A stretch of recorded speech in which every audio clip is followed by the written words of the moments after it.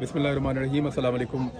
अभी हमने फैसल मस्जिद में जो है वो जगह का मुआयना किया, सारा इंतज़ामिया ने हमें दिखाया, हाफिज़ नसीर साहब ने।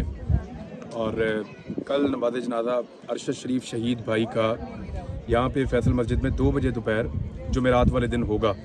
तो आप सबसे गुजारिश है, आपकी आसानी के लिए हम यहाँ खड़े होकर आपको बता रहे हैं कि इस मस्जिद में आप पहुँचिए और पौने 2 बजे तक कोशिश करें तमाम लोग यहाँ पे आ जाएँ। यहाँ पे 1 बजे ज़ोहर की अज़ान होती है, 1:15 बजे यहाँ पे नमाज़ होती है और उसके बाद अनाउंसमेंट होती रहेगी और तमाम लोगों को गाइड किया जाएगा कि यहाँ पे अरशद शरीफ शहीद का नमाज जनाजा वो आकर पढ़ें।